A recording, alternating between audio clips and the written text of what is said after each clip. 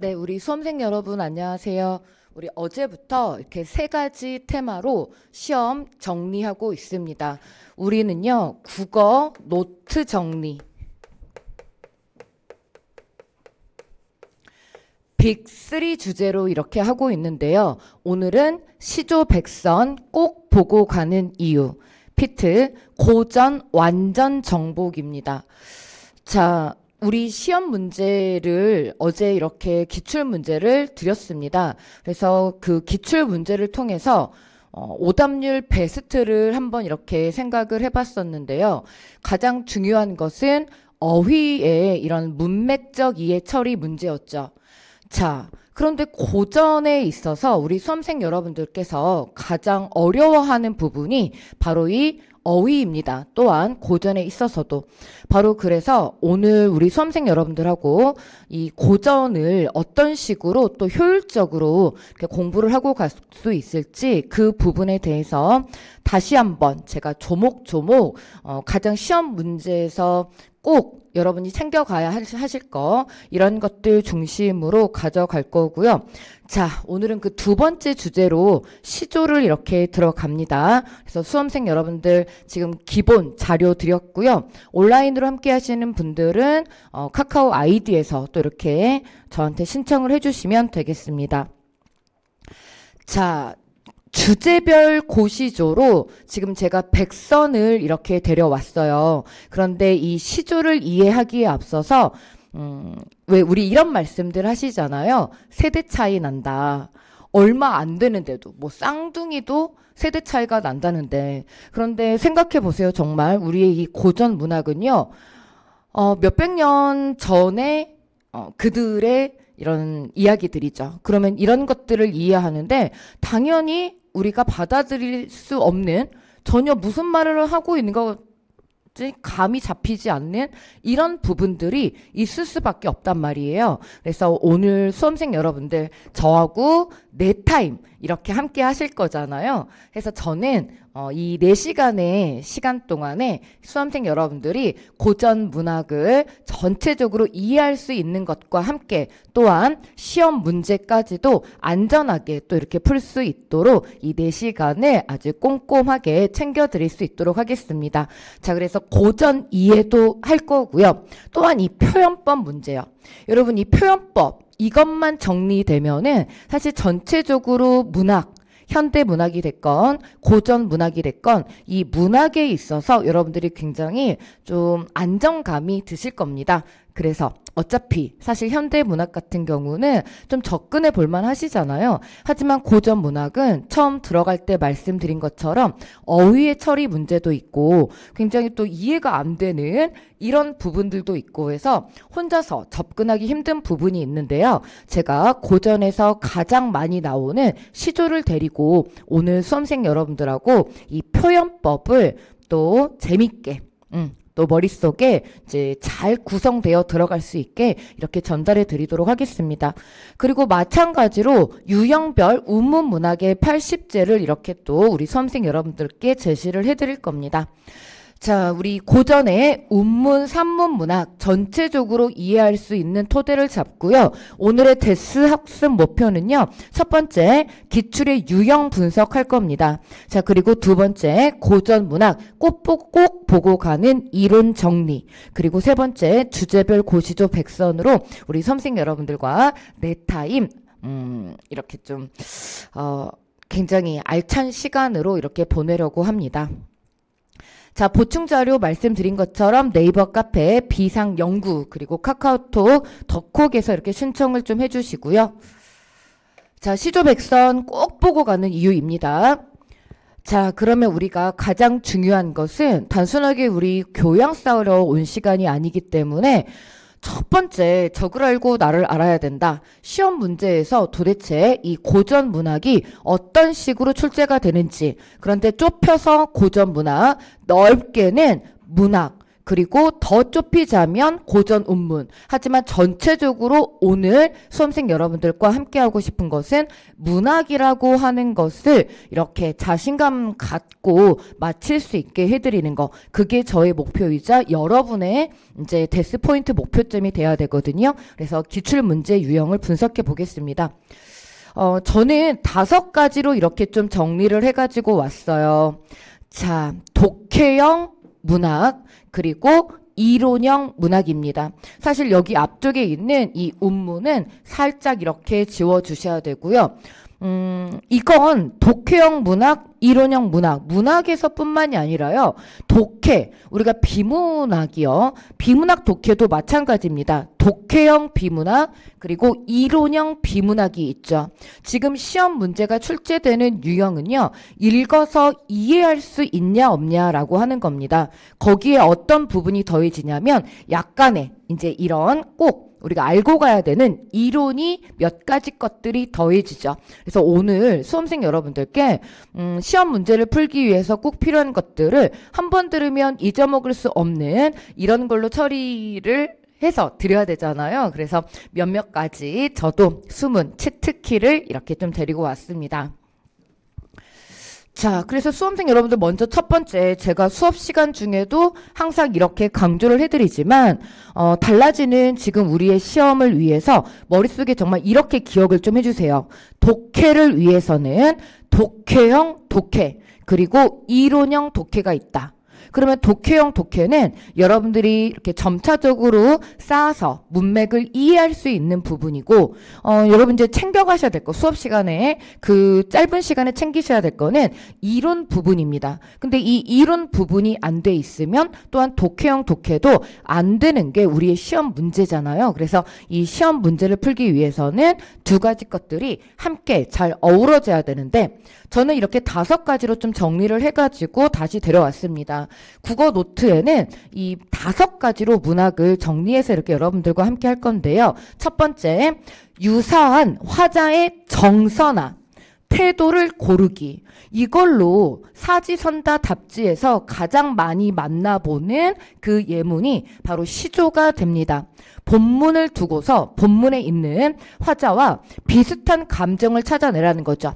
비슷한 태도를 보이는 걸 찾아내라는 거예요. 저는 여기에 독해형으로 이렇게 좀 분리를 해가지고 왔는데요.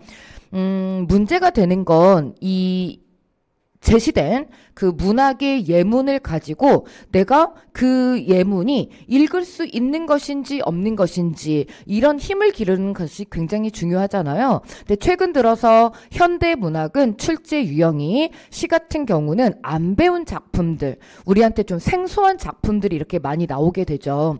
그 생소한 작품을 시험장에서 읽고 이런 걸 파악을 할 수 있어야 되는 겁니다. 그런데 여기에서 우리는 너무 겁먹을 필요는 없죠. 생소한 작품이 나오면 비교적 쉬운 작품이 나옵니다.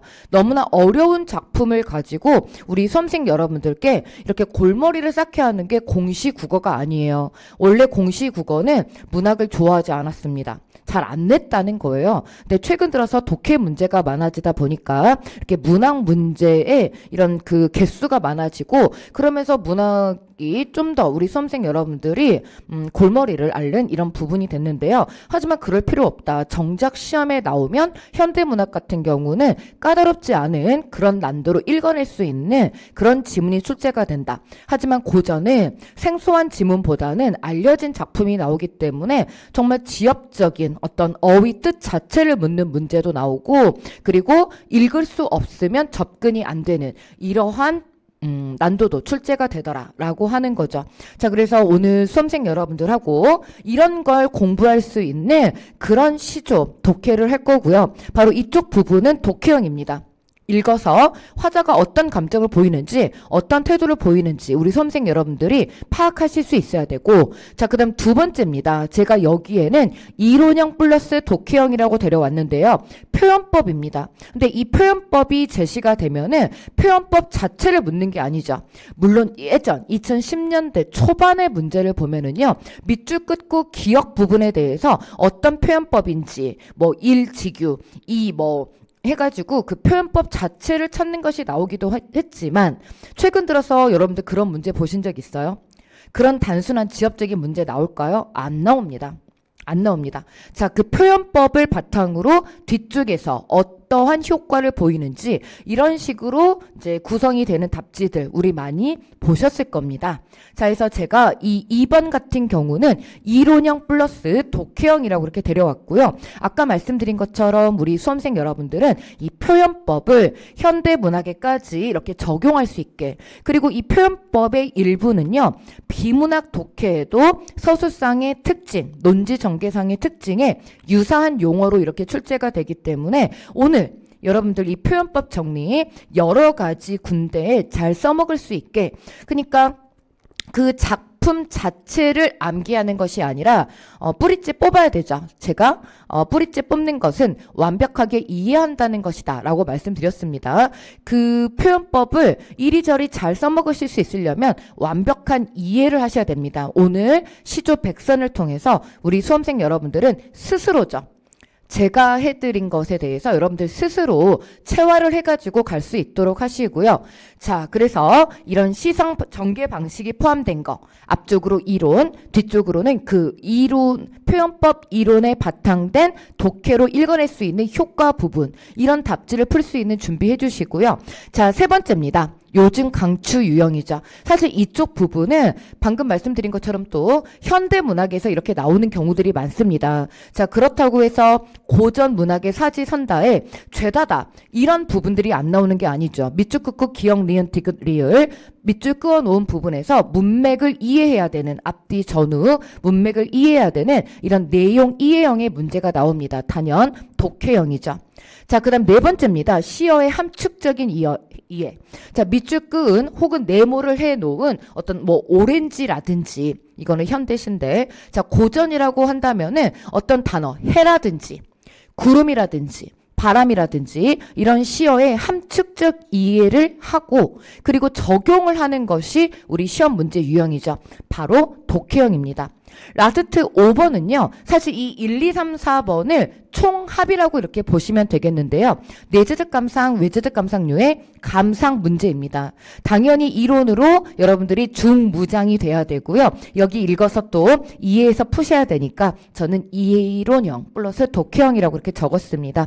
1번부터 4번 유형의 총집합소라고 말씀을 드렸고요.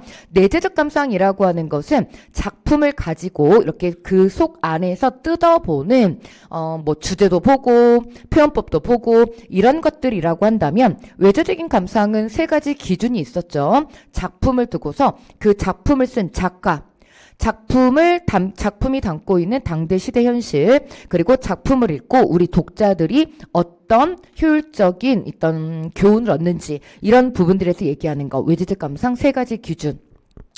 자, 그렇기 때문에 사실 이 내재적 감상, 외재적 감상이 모양 자체로는 현대문학에 많이 나오는 것 같죠. 하지만 그러한 발문 유형만 아닐 뿐 우리 고전 문학에서도 내재적 감상, 외재적 감상은 충분히 여러분들이 많이 물어보고 있다는 것을 여러분들은 아실 겁니다. 자, 이렇게 해서 저는 기출 문제를 이렇게 5가지 유형으로 이렇게 정리를 해가지고 왔고요. 이제 문제로 이렇게 하는 것은 오늘 이 특강 취지에 좀 맞지 않아서 문제 분석은 이렇게 하지 않고 아까 말씀드린 데스 포인트 3가지 점에 맞춰가지고 진행을 하도록 하겠습니다. 하지만 어제 드린 자료, 기출문제 자료 보시면 9까지 9급, 그러니까 첫 번째 페이지에 있는 게 우리 기출문제 9까지 9급이 있었죠. 9까지 9급의 고전 시조, 이렇게 바로 사설 시조가 하나 출제되어 있는 것을 보실 겁니다.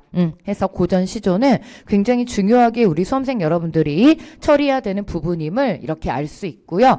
저는 조금 다른 방식으로 오늘 어떤 식으로 이렇게 기출 문제가 출제됐는지 그 유형을 이렇게 5가지로 이론형 독해, 그리고 독해형 독해, 이러한 문학으로 정리를 해가지고 말씀을 드렸습니다.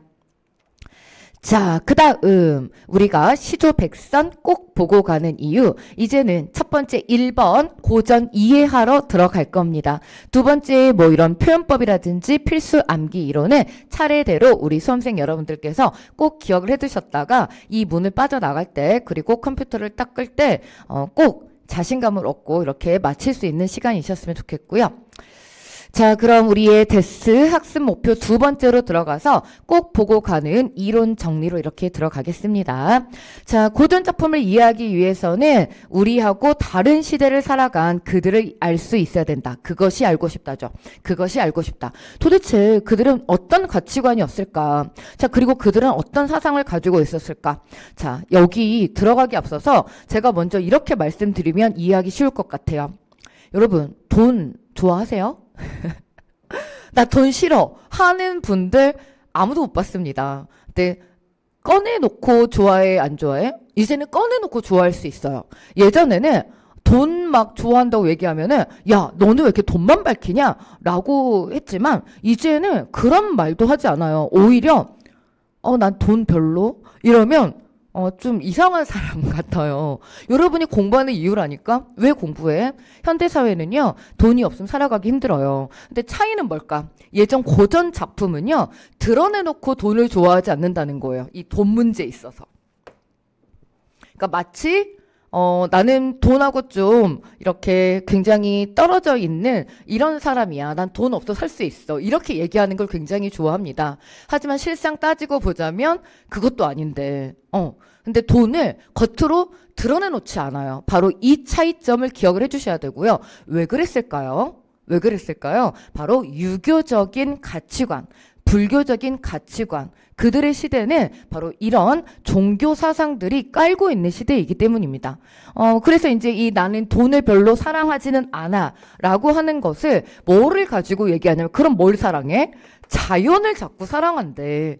이거 진짜 많이 보시잖아요. 이거 코드만 이해하셔도 고전이 굉장히 쉬워지실 거거든요. 그런데 현대 문학만 생각해봐도 어때요? 현대 문학. 야, 나는 돈 별로 안 좋고 속세를 벗어나가지고 자연으로 들어가서 살고 싶다. 이런 문학 작품 보신 적 있어요? 시에서라도? 없어요. 없어. 바로 이게 첫 번째 그들을 이해하는 시작점이라고 이렇게 보시면 되겠고요. 자, 저는 이제 들어가서 여러분들하고 이걸 이제 알고 있는 걸 제가 정리만 해드린 거예요. 여러분이 모르는 거 아니야.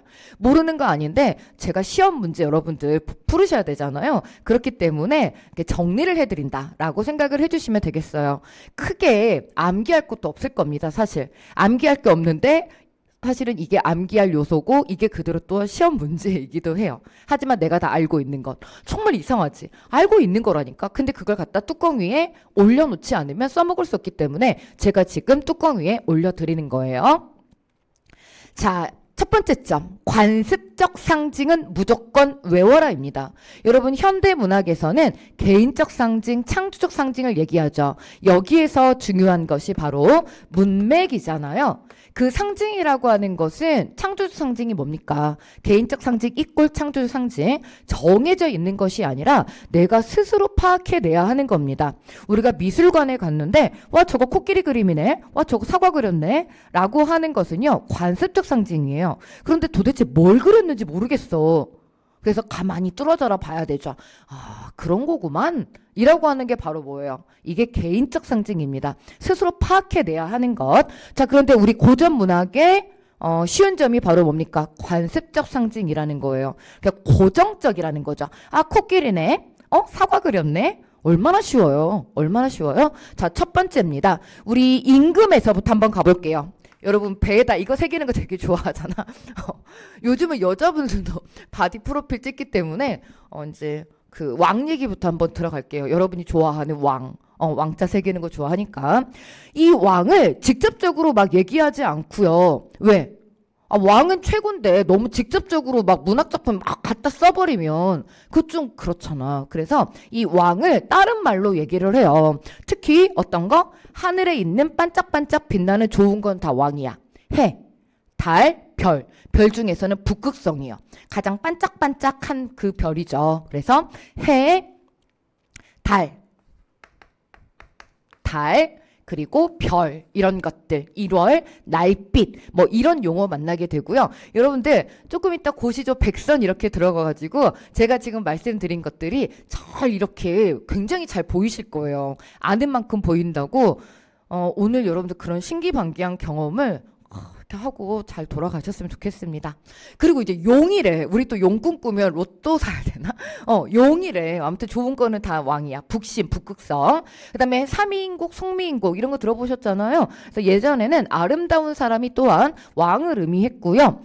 자, 그렇다면 이제 왕조가 몰락하고 임금이 죽는 것은 당연히 이런 것들이 떨어지는 거죠. 중의법이라고 해가지고 이렇게 보셨을 겁니다. 일부러 하나의 단어에 2개 이상의 뜻을 집어넣는 거. 석양, 뭐 지는해 해가지고 왕조의 몰락이라든지 임금이 죽는 것은 결국 왕이 죽는 것은 나라를 상징하는 거니까요. 그러니까 뭐 왕조 몰락까지도 이렇게 같이 이어지는 그런 얘기들이 있고요. 자, 그러면 왕 짝꿍 있잖아. 우리 이제 반대말에서도 이거 배우신 적 있죠? 반의 관계. 왕이 있으려면 나 혼자 있으면 왕이 되나? 여길 딱 떠받쳐주고 있는 그런 인간들이 필요해요. 그게 이름하여 신하죠. 신하들. 이 왕과 신하의 관계가 어땠을까요? 작품에서 우선 드러나는 걸로만 얘기를 하자면 군신유입니다. 굉장히 끈끈해 보이죠. 그리고 왕의 힘이 엄청 세 보이잖아. 근데 실상 그렇게 왕의 힘이 세지 않았다라고 하는 것을 여러분이 더 잘 아시더라고요. 뭐 국사 공부 막 하고 하시니까. 자, 그러면 이 신하들이 종류가 있습니다. 첫 번째, 아까 제가 말씀드린 것처럼 우리가 시험 문제에 자주 등장하는 고전 문학은요. 뭔가 좀 배울 게 있는 작품들이 나오는데요. 돈 좀 싫어하고 멀리 떨어져가지고 벼슬하지 않으면서 임금 이렇게 생각하고 그리워하고 이런 게 좀 교훈성이 있는 그런 작품이잖아. 그래서 벼슬하지 않은 신하들, 이런 신하들이 좀 많이 나옵니다. 그래서 이름하여 이들을 뭐라 그래? 포의지사, 포의한사라고 이렇게 얘기를 하고요. 베옷을 입고 있어. 그리고 삿갓에 막 도롱이 쓰고 있어. 굉장히 소박한 모습이죠. 굉장히 소박한 모습이야. 자, 그리고 아니면 이제 뭐야? 사실 이것도 드라마인데 왜 드라마 속에서는 부자들이 항상 좀 나쁜 사람들처럼 나오잖아. 근데 실상 여러분들 옆에 있는 여러분이 부자일 수도 있고 여러분 다 나빠요? 세상에 있는 부자들이 다 나쁘던가? 그렇진 않은데 문학작품에서는 뭔가 높은 위치에 있는 그런 신하들이 좀 나쁜 놈처럼 좀 많이 그려지는 경우가 있죠. 근데 진짜 나쁜 놈들도 있기는 해. 우리 조금 이따 시조에서 만나는 신돈이 같은 그 공민왕 막 이렇게 괴롭히는 신돈 뭐 이런 사람들도 있기는 한데 신하에 이런 좀 좋은 유가 있고 나쁜 유, 간신들이 있는데 이 간신들은 구름 혹은 까마귀 뭐 이런 걸로 얘기가 됩니다. 하지만 두둥, 구름이나 까마귀 이런 아이들이 항상 나쁜 건 또 아니죠. 앞뒤전후 문맥을 봐야 되는 이런 경우들이 고전 문학에도 있기는 합니다. 자, 그리고 아래쪽에 좀 이렇게 좀 작게 좀 보이는데요. 시련이 이제 닥치죠. 여러 가지 이런 임금과 신하 사이, 그리고 임금이 대표하는 나라의 시련, 조정의 혼란, 혹은 왕위를 막 이렇게 뺏으려고 하는 이런 관계들. 왜? 어찌됐든 왕은 최고잖아요. 그러니까 이 왕자리는 늘 위태위태하단 말이죠. 나라도 또 그래요. 우리나라가 워낙에 평화를 사랑하는 그런 나라였다 보니까 주변국들에서 막 맨날 쳐들어오고 그랬잖아요. 중국도 그렇고 막 일본도 그렇고. 그래서 이런 것들이 문학 문제에서 이렇게 제시가 되는 소재들입니다. 자, 이제 두 번째 주제 한번 가보겠습니다. 제가 소개를 해드릴 분이 한 분 있어요. 여러분 한 번 들으면 또 잊어먹을 수 없는 분인데요. 이거 모르면 시험 못 봅니다. 저 완전 강조드리는데 제가 소개를 해드릴 분 조대감. 그러니까 조대감을 모르면 시험 보기 힘든다는 그런 설이 있어요. 이거 잊으면 조대감설 잊으면 안 됩니다. 조대감을 모르면 시험을 못 본다는 설이 있습니다. 자, 우리 짧은 시는요. 특히 그 짧은 가운데 확실한 메시지를 전달해야 되죠. 메시지가 아니라 메시지를 전달을 해야 되죠. 첫 번째, 대조입니다. 차이점을 엄청 잘 보여줘요. 뭔가 시상을 전개할 때 차이점을 보여주는 거. 여러분들 조금 이따 작품에서 바로 만나고요. 두 번째 이거는 뭘 것 같아? 조대감설, 대꾸법입니다. 짝짓기. 세 번째는 뭘까요? 지금 나와 있는 감정이입입니다. 근데 사실 이 감정이입은 무얼 포함이냐면 감정이입의 상위 개념이 바로 뭐죠? 객관적 상관물.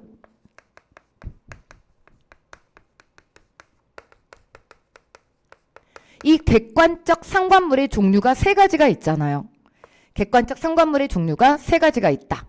그 첫 번째 종류 감정이입. 이꼴관계죠? 사물하고 그 인물하고 감정이 같아요. 이꼴 관계 이런 것들이 있고 자, 두 번째 객관적 성간물의 종류는 뭐가 있나요? 대조의 객관적 성간물. 자, 세 번째는 우리가 작품에서 이렇게 반영을 해서 보셔야 되는 그런 종류 세 가지 객관적 성간물이 있습니다. 자, 특히 이제 이 감정이입이 되면은 의인법 깔고 가는 거죠. 의인법 깔고 가는 거예요. 자, 네 번째입니다. 조대감을 모르면 시험을 못 본다는 이 설. 마지막 설은요, 설이법입니다. 서리가 또 엄청 많이 나옵니다. 그래서 여러분들 조대감 제가 소개해 드렸어요. 그리고 조금 더 작품에서 바로바로 잘 적용해 봅시다. 조대감을 모르면 시험을 볼 수 없다는 설, 굉장히 중요한 설이죠. 자, 감정이입의 소재 자주 등장하는 거 하나 봅시다. 여러분 시에서 이 세 떠버리면은 그대로 한의 정서죠. 근데 우리 작품이 어떤 좀 이런 그 슬픔의 감정을 토로해 놓는 것을 또한 굉장히 좋아하거든요. 연정과 같은 경우들. 그래서 새 중에 접동새, 자규, 소적새, 대승, 두견새 뭐 이 애들 같은 새들이고요. 꾀꼬리 같은 경우는 이 새하고 좀 달라요. 꾀꼬리는 황조 이렇게 되죠. 최초의 고대 가요 최초의 작품 중에 황조가 이렇게 있습니다. 개인적인 서정시가. 자, 그리고 이제 귀뚜라미, 곤충 중에서 많이 등장하는 이 귀뚜라미에 대해서 알아야 되는데요. 이 귀뚜라미도 어때? 동병상련의 모습으로 이렇게 많이 등장하는 그런 벌레입니다. 제가 이 벌레 거대 벌레도 문법에서는 소개를 해드리고 그랬는데 자, 이 벌레 귀뚜라미 기억을 해주시고요. 자, 그리고 여훌이라고 해가지고 물살이 세찬 곳을 의미하는데 이것도요 결국 눈물의 이미지잖아. 그래서 감정이입의 소재로 이렇게 잘 등장을 하고요. 촛불 이것도 어때요? 눈물 떨어져, 촛농 떨어지는 것이 눈물 떨어진다라고 얘기를 해가지고 잘 등장하는 감정이입의 소재들입니다. 제가 거짓말을 할 수 없잖아요. 오늘이 뭐 다른 날도 아니고 오늘 바로 적용을 시켜드려야 되는 거기 때문에 이제 뭐 이렇게 막 다 강조해놓고 뒤에 가면 하나도 안 나와버려. 이런 일은 절대로 있을 수 없습니다. 자, 세 번째입니다. 이거 진짜 중요하죠. 지조와 절개요. 이거 빼면 또 우리 고전 운문이 시체에 드는 거지. 지조절개 지키기. 매난곡죽 있고요. 그리고 가지가 축축 늘어지는 커다란 소나무. 그 다음에 잣나무. 여러분 잣나무가요 엄청 커요. 우리가 맛있게 먹는 그 식혜 위에 동동 떠있는 그 잣 맞습니다. 잣나무. 이것도 사철이죠. 자, 그래서 충신이나 우국지사, 나라를 걱정하는 그런 선비. 자, 네 번째입니다. 자연인데요. 사실 그리고 이 자연에 있으면 또 따라다니는 게 이 가난이라고 하는 거거든요. 실제 가난하진 않습니다.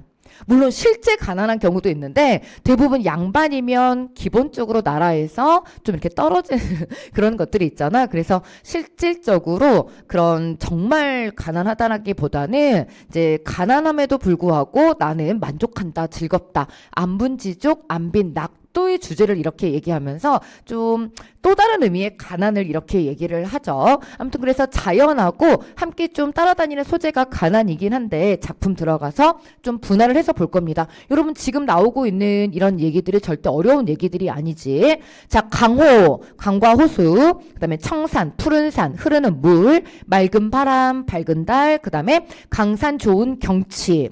자, 이것들과 함께 자연이 그냥 있으면 뭐합니까? 이걸 즐길 수 있어야 되죠. 자연을 즐기는 것을 풍류라고 얘기를 하는데요. 이 풍류에 빠지지 않고 따라다니는 게 바로 뭐냐면 술, 알코올, 술, 그 다음 노래, 악기, 검은고 많이 나오죠. 그 다음에 맨날 또 낚시한대. 여러분 어부사시사 같은 거 있잖아. 근데 그때 이 낚는 것은 뭐예요? 진짜 고기를 낚아가지고 먹으려는 게 아니라요. 세월을 낚는 겁니다. 띵까 띵까 하는 거죠. 띵까 띵까 하는 거예요. 그리고 시를 읊조리고요. 여러분 이렇게 살고 싶어? 사실 요즘 현대사회는 이렇게 살아도 재밌으려나?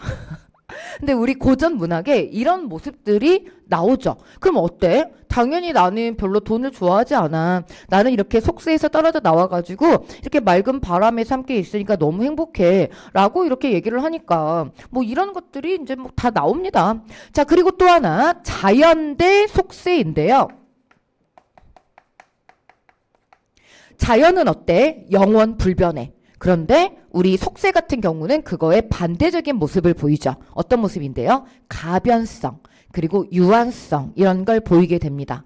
자, 특히 이 강하고 물 같은 경우는요. 인과 나를 가로막는 장애물로도 이렇게 많이 등장을 하고요. 혹은 죽음의 소재로도 이렇게 등장을 하기도 합니다. 그래서 자연은 뭐 풍류를 즐기는 하나의 좋은 아름다운 장소로 이렇게 얘기가 되어지기도 하고 또한 장애물이나 죽음으로도 얘기가 되어질 수 있다라고 하는 것을 기억을 해주시면 되겠고요. 자, 계절감 한번 보고 갈게요. 여러분들 자연을 이렇게 얘기를 하다 보니까 봄, 여름, 가을, 겨울 시간의 경과를 통해서 또 얘기를 하는 걸 굉장히 좋아합니다. 그러면 봄을 드러내는 소재는 뭐냐면은요. 새우, 가랑비입니다. 세발낙지가 이 세자예요. 가랑비, 장대비가 아니라 장대비는 여름이에요.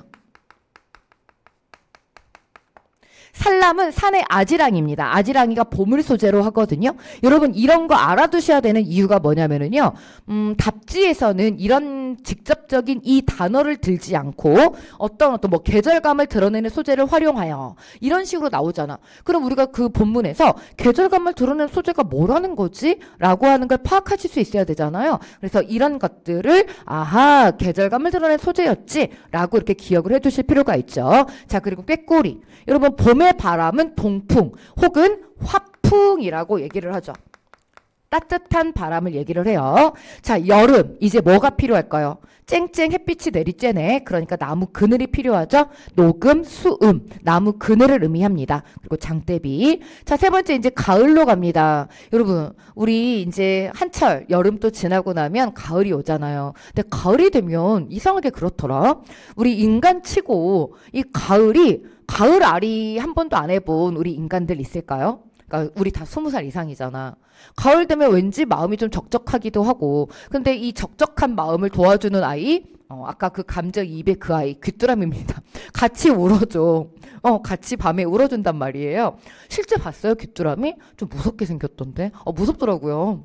커. 우선 그 모양 자체가 좀 커요. 여러분 실제 안 봤지? 또 백과사전에서 본 거 아니야? 자, 그 다음 기러기요. 그리고 서리. 여러분 봄은요 안개입니다. 중요해요. 안개. 이게 이제 고어로는 내라고 하는 말로 나오는데요. 봄에는 안개, 그 다음에 가을에는 서리가 끼죠. 가을이 깊어지면 된서리가 되고요.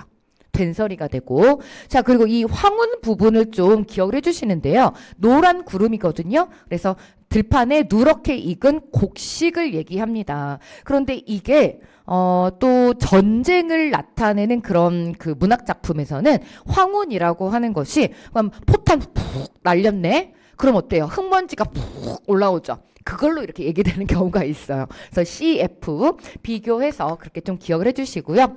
자, 대추 이게 잘 붉었어. 이게 또 시험 문제에 나와가지고 수험생 여러분들이 난감할세였던 경우가 있는데요. 여러분 원래 대추는요 녹색입니다. 녹색 대추 먹어보신 적 있어요? 맛있어요.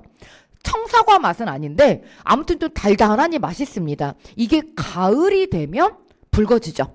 가을이 되면.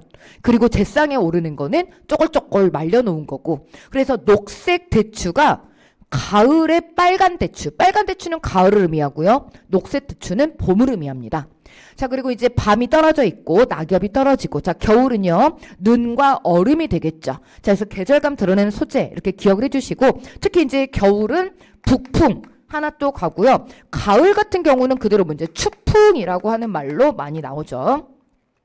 자, 그리고 말씀드린 안분지족, 안빈, 낙도가 함께 따라다닙니다. 왜 자연에 있으면 아무래도 도시에 있는 것보다는 좀 가난하잖아. 그래서 안분지족, 안빈, 낙도. 가난함 속에서 이런 소박한 생활을 하는 이런 걸 얘기하는 걸 굉장히 좋아하죠. 내가 뭐 10년을 계획했는데 초가집 3칸 만들었다.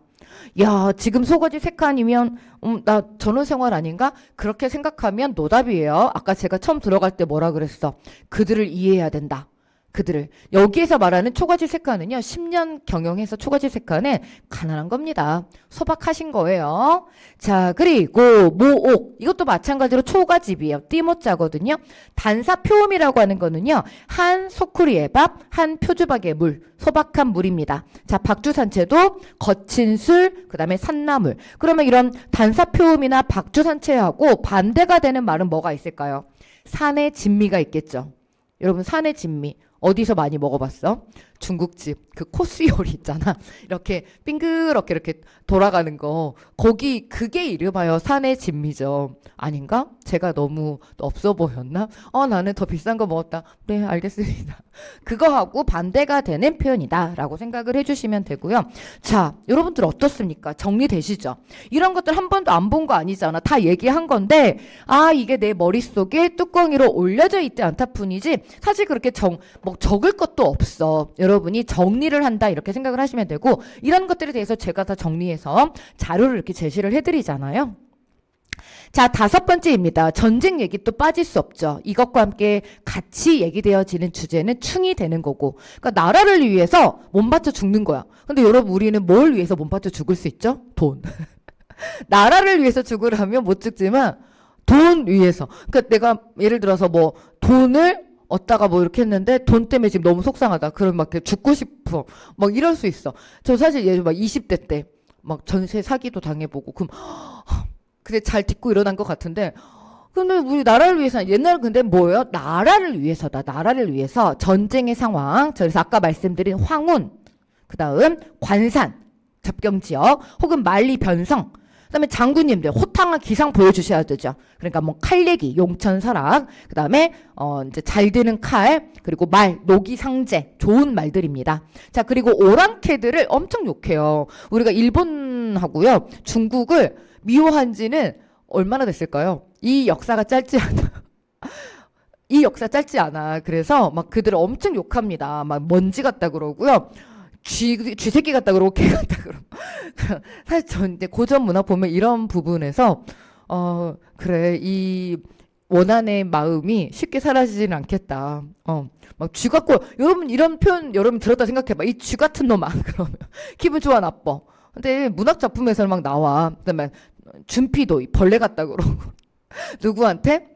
중국하고 일본한테. 그러니까 적대감이 굉장하죠. 그런데 또 어때? 조공 맨날 또 바치고. 자, 그 다음 여기는 이제 함께 같이 보시면 되는데요. 장애물이 또 나옵니다. 뭐 이런 아까 말씀드린 항상 그대로 이렇게 뭔가 잘 갈 때 여기를 한번 딱 걸려 넘어지게 하는 그런 부분들이 우리 문학에서의 좀 교훈이나 혹은 재미를 준 하나 요소가 되잖아요. 그런 걸로 제시가 되어지는 게 바로 이 장애물인데요. 고개, 만중운산, 아주 깊숙한 탈속적인 이미지죠. 천리말리 떨어져 있다든지 혹은 약수.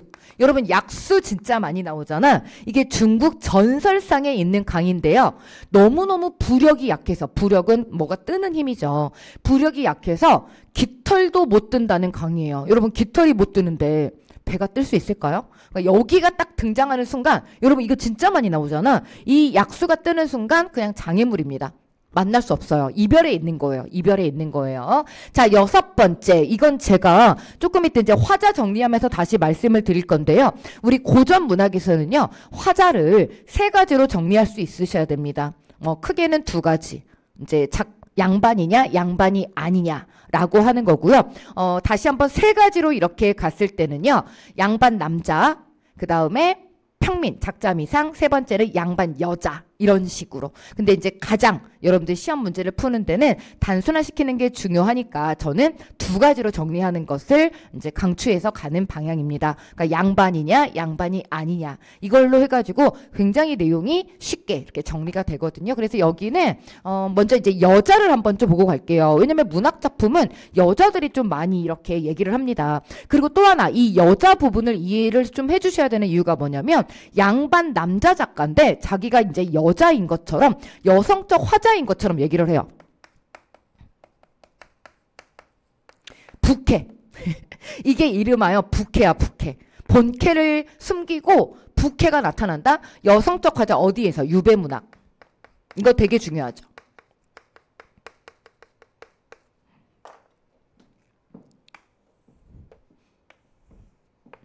유배문학에서 이름하여 부캐로 나타난다. 보조 캐릭터.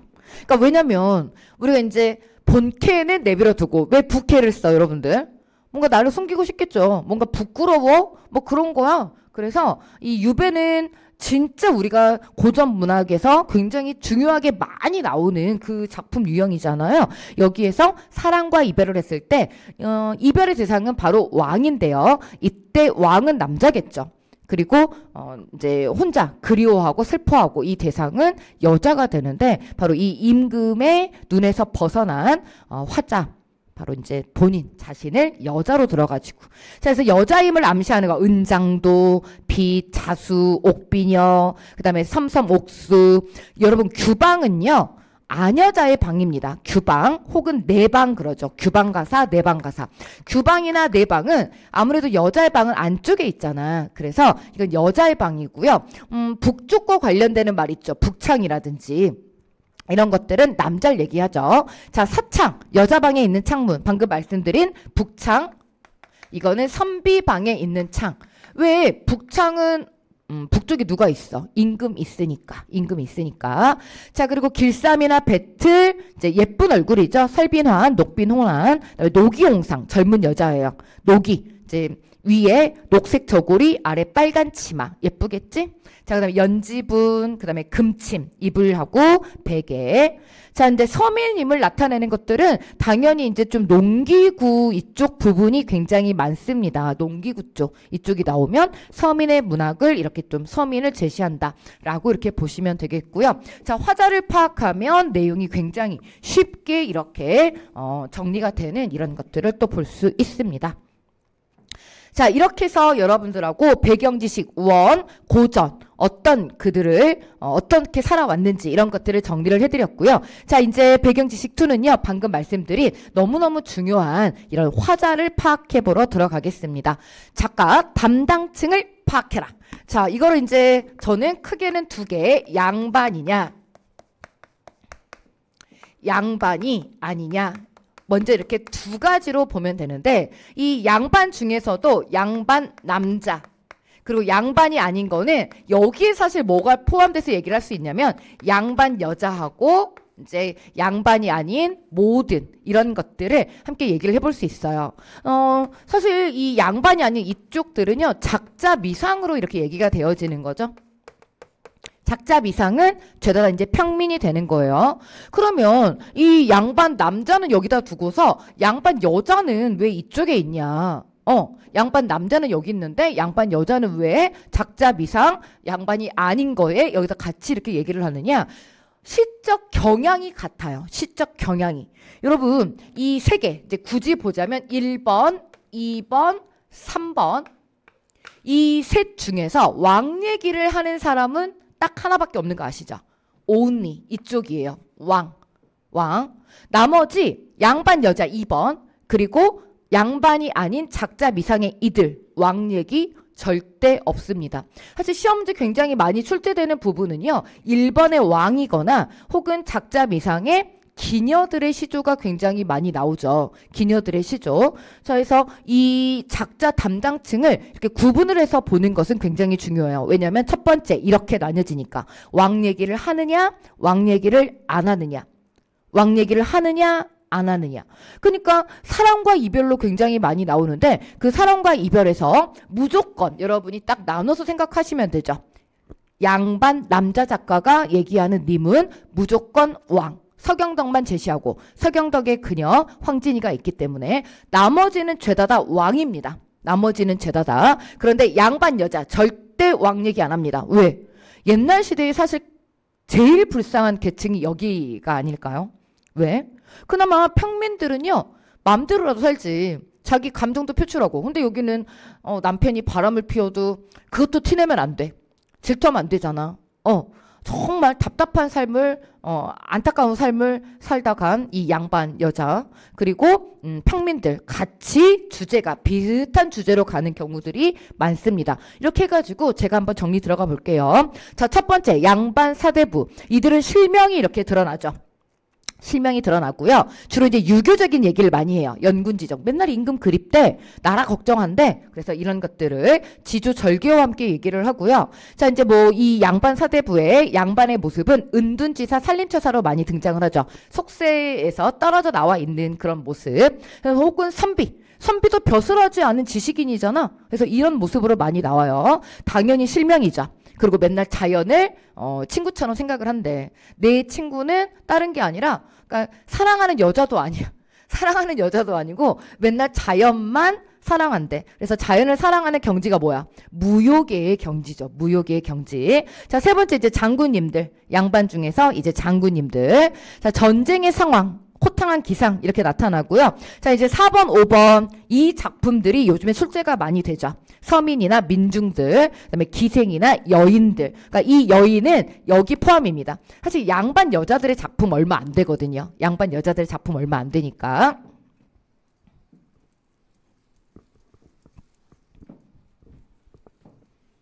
작가 담당층을 파악해라. 자, 다음. 너무너무 중요한 바로 이 비판과 풍자 정신에 양반 사대부는 뭘 풍자할까요?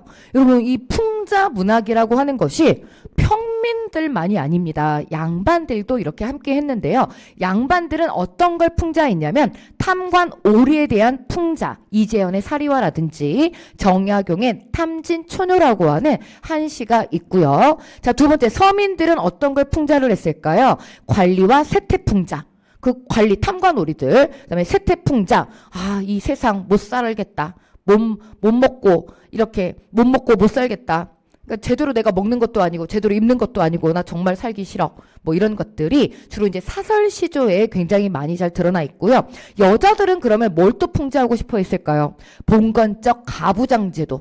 그러니까 옛날에는 남자가 무슨 말 하면 띵 하고 그냥 받아 야 되죠. 그쵸? 근데 이런 것들이 물론 조선 후기 쪽으로 가면은 조금씩 나타납니다. 여자의 목소리가. 예를 들어 허생정 같은 것만 봐도 나가서 그러면 도둑질이라도 못 하시나요? 라고 하면서 그래서 개성적인 모습이라고 이렇게 말씀을 드렸던 부분이 있고요. 그래서 여자들은 이런 부분에서 풍자를 하고 또 이제 시집살이 노래라고 하는 조선 후기 민요 이거 이제 잘 기억을 또 해 놓으시면 좋을 것 같습니다. 그러니까 작자 담당층을 파악해야 되는 이유는 이런 중요한 이유가 있는 거죠. 자, 이제 세 번째 라스트입니다. 배경 지식 기르기 세 번째. 여러분들 물론 이 고어에 대해서 사실 고전 문학은 우리가 아는 작품들이 이렇게 출제가 되는 경우가 대부분이기 때문에 내용을 사실 그 시험장에서 읽어야지 이해가 되는 이런 부분들보다는 우리가 좀 익숙한 작품들이 많이 이렇게 출제가 됩니다. 그럼에도 불구하고 뭔가 조금 그래도 내가 좀 덜 이렇게 좀 익숙한 이런 작품들이 나온다거나 혹은 어찌됐든 고어 표현들이 이렇게 섞여 있을 수 있잖아. 그래서 라스트로 저하고 5분이면 됩니다. 5분 어때? 이 정도도 못 내죠? 5분을 통해서 여러분들이 고전 문학의 고어를 읽는 이런 틀을 좀 갖추고 시간 마치고 이제 작품으로 들어가 보려고 합니다. 자, 세 번째입니다. 고전 문학 고어 읽기 총정리. 자, 고어는 문법적으로 이렇게 좀 이해를 해주시면 좋겠는데요. 첫 번째 이 아래아가 이렇게 나오면은요. 왜 영어 공부를 할 때도 우리가 읽을 수만 있으면 좀 거부감이 덜해지잖아. 근데 예전에는 아무래도 10원을 들고 산에 올라가서 배 따먹고 씨만 남았다. 막 이런 게 섞여 있고 어두자음군도 섞여 있고 그러다 보니까 눈에 익숙하지 않으니까 좀 보기가 싫어진단 말이에요. 그래서 만약에 이런 애들이 섞여 있으면 조금 괜찮아라고 스스로를 달래시면서 이렇게 좀 접근을 해보시면 좋겠습니다. 자, 아래야 바람에 위에 있는 소리 나는 대로 읽은 것을 끌어내려가지고 오늘 내 안개 대나무 얘기합니다. 자, 2번 반치음 처리하러 가는데요. 반치음이 이응이 되거나 시옷이 되거나 니죠. 그러면 니어, 이어, 가잘, 가을 이렇게 되는 거죠. 니죠. 그러면 이어서 이런 뜻이 되는 거죠. 그 다음에 아자날, 아사날, 빼앗다 라고 하는 이런 뜻이 되겠습니다.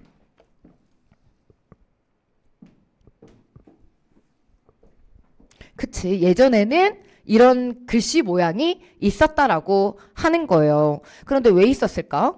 필요하니까 있었겠죠. 그때는 이런 발음들이 있었던 거야. 근데 이런 발음들이 없으니까 사라지는 거죠. 이런 발음들이 없으니까.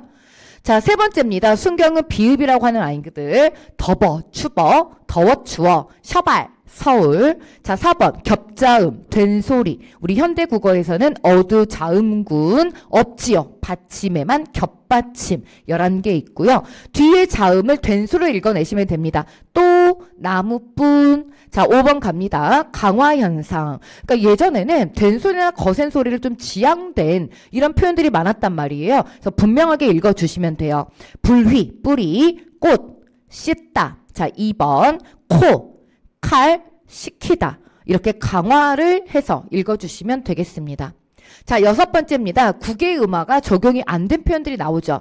디귿이나 티읕이 살아있으면 물론 이 국의 음화가 현대 국어하고 좀 달라요. 현대 국어는 이모음하고만 관련이 있잖아. 근데 고전에서는 디귿이나 티읕이 있으면 다 지읒이나 치읒으로 바꿔 읽으시면 됩니다. 지다, 천지, 부처. 자, 7번입니다. 단모음 시켜서 읽으시면 됩니다. 그래서 사공, 섬, 소, 먼저, 좋다. 자, 그 다음 8번입니다. 원순 모음화. 원순 모음에는 우 계열이 있죠. 해서 물불풀, 물불풀 되어 있는 것을 물불풀 해서 이렇게 읽어주시면 되죠. 자, 두음법칙 중 적용하시면 됩니다. 현대국어는 한자하고만 관련이 있지만 고전에서는요. 니은이나 리을이 첫음에 있으면 다 이렇게 두음법칙을 잘 적용해서 읽어주시면 됩니다. 노인, 이르다, 이웃. 자, 10번입니다. 중세와 군대 국어는 소리나는 대로 이렇게 표현이 되어 있기 때문에 분철 끊어서 읽어주시면 됩니다. 꽃이, 놈이, 리물. 외다할 이, 이때 리라고 하는 것을 외다할 이 해서 이는 사람을 의미하게 되겠습니다. 자, 오늘 바로바로 이 모든 것들 배경지식 1, 2, 3번이 다 적용이 될 거거든요. 하지만 이 11번, 10번까지는 그냥 저하고 이렇게 흐름을 보시면 되는데 라스트 11번은 암기입니다. 이건 좀 암기를 해주세요. 같이 암기합시다. 지금 1분이면 끝. 암기하고 쉽시다. 자, 첫 번째 11번에 같이 되어 있으면은 위에 있는 거 끌어내려서 같이, 같이, 뭐뭐처럼 같이. 자, 두 번째 고저는 고저라고 그랬죠. 원트. 고저, 드리고저, 드리길 원합니다. 고저, 고자. 자, 리을샤라하고 샤라가 있잖아요. 누워샤라, 누웠구나. 근데 누울샤라, 누울까 두렵다. 이렇게 되는 거죠. 그래서 리을샤라와 샤라를 구분하십니다. 샤라는 뭐뭐구나라고 하는 감탄형 종결어미. 자, 니 있고, 아까 제가 소개해드린 조대감 모르면 안 된다고 그랬죠? 조대감설. 자, 그래서 서리법이 이 표현으로 나오죠. 니 있고, 니 있고, 뭐뭡니까? 뭐뭐 합니까? 이렇게 되어 있는 거. 다오라. 하는 빛 따오라. 벼랑에 버린 빛 따오라. 빛 같구나. 빛 같구나. 뭐뭐처럼 같이. 사실 자기 생각 얘기할 때는 저 그 영화 봤는데 재밌는 것 같습니다. 이거 비문법적인 거잖아요. 자기 생각 얘기하는데 같긴 당당하게 얘기해. 재밌습니다. 하지만 우리 문학에는 특히 빗대어가지고 이렇게 얘기하는 걸 굉장히 좋아합니다. 같다 라고 하는 표현들 많이 나오죠. 그다음에 다려, 꽃다려, 꽃에게. 근데 이제 그때는 사실 엄격한 거는 꽃에라고 해야 되죠. 꽃에게. 근데 워낙 이제 의인화된 문학이니까 의인화된 표현으로 많이 나오니까 저는 꽃다려 그다음에 꽃에게라고 이렇게 표현을 한 것이지 현대 문법으로 보자면 꽃채라고 해야 되죠. 자, 그다음에 이 주격조사 이철이요. 주격조사 이철이 이거 하나만 좀 얘기를 할게요. 예전에는 그러니까 16세기 이전에는 주격조사가 이 하나밖에 없었죠.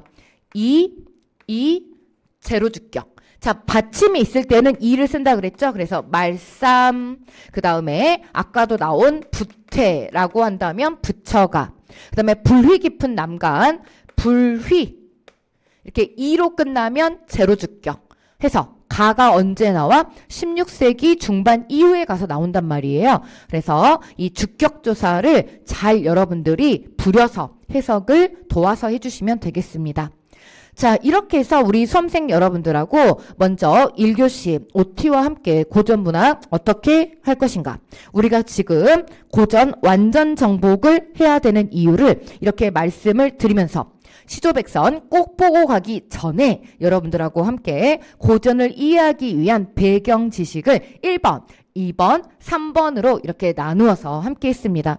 여기 부분을 제가 우리 수험생 여러분들하고 빠르게 이렇게 갈 수 있는 이유는 우리는 20년 이상 다 한국에 살아왔고 그리고 그동안 여러분들은 수업 시간을 통해서 이런 내용들을 다 학습해왔고 이게 점검의 수준에서 우리 수험생 여러분들하고 머리 위, 뚜껑 위로 여러분이 이미 가지고 있는 내용들을 끌어올리기 위한 그런 수단으로 쓰고 있는 것이기 때문에 제가 간략하게 여러분들한테 소개를 드렸는데요. 간략하지만 그 효과는 막강하죠.